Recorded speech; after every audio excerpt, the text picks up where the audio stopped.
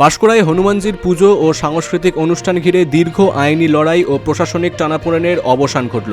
আদালতের নির্দেশে অবশেষে শনিবার সন্ধ্যায় শুরু হলো বিজেপি নেতা সিন্টু সেনাপতির উদ্যোগে আয়োজিত এই কর্মসূচি। তবে অনুষ্ঠান শুরু হওয়া পর্যন্ত দফায় দফায় নাটকীয় মোড় নেয় পরিস্থিতি।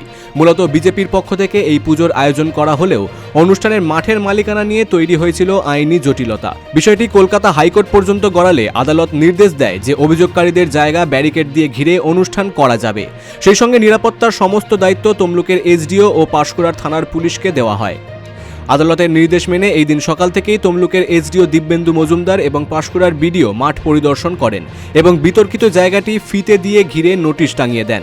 তবে মেলা কমিটির অভিযোগ, দীর্ঘক্ষণ মাপজোক চললেও প্রশাসনের পক্ষ থেকে কোনো সদুত্তর দেওয়া হয়নি এবং আধিকারিকেরা সংবাদ মাধ্যমের সামনে মুখ খুলতে চাননি। বৃহৎভাবে রাজ্য পুলিশ, রাজ্যের প্রশাসন এবং শাসক দল মিলে এই পুজো এবং সাংস্কৃতিক অনুষ্ঠানকে বন্ধ করবে, তার একটা বৃহৎ প্রচেষ্টা চলছিল।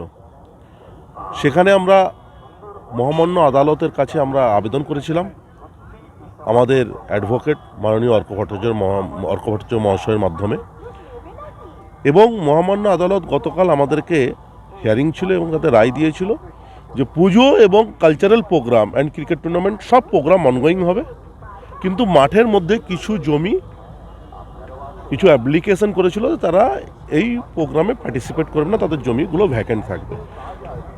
তো সেই ভ্যাকেন্ট থাকবে বলে যে অ্যাপ্লিকেশনগুলো ছিল তাতে আদালত তাতে রায় দিয়েছিল যে সেই জমিটা যাতে এসডিও এবং পাঁশকুড়া পুলিশের আইসি মিলে তার জমিটা দেখিয়ে তাকে ফাঁকা করে দেওয়া হয় এবং ঘিরে দেওয়া হয়। তো সেটারই কাজ ছিল এসডিও এবং আইসির।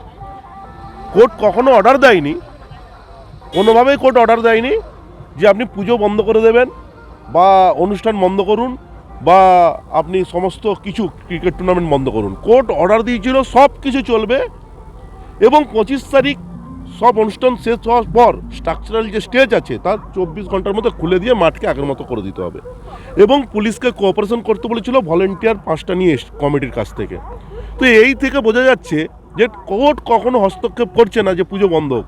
কোর্ট ক্লিয়ারলি বলে দিয়েছে যে সব কিছু অনগোয়িং হবে 20 ডিসেম্বর টু 25 ডিসেম্বর। তো কোর্টের অর্ডারে কোথাও নেই যে বন্ধ আছে। এটাকে টোটাল তৃণমূলের দালালি করেছে। রাজ্য সরকারের একজন সিনিয়র অফিসার এইভাবে তৃণমূলের একটা 8 পাস নেতা দালালি করেছে, এটা দুঃখজনক, লজ্জাজনক আমাদের কাছে। শেষ পর্যন্ত আদালতের নির্দেশে অনুষ্ঠান শুরু হওয়ায় স্বস্তিতে পুজো কমিটি। যদিও অনুষ্ঠান শেষ হওয়ায় নির্দিষ্ট সময়ের মধ্যেই মঞ্চ খুলে ফেলার কড়া নির্দেশ দিয়েছে আদালত। পূর্ব মেদিনীপুর থেকে প্রসূন ব্যানার্জির রিপোর্ট, বিগ নিউজ বাংলা।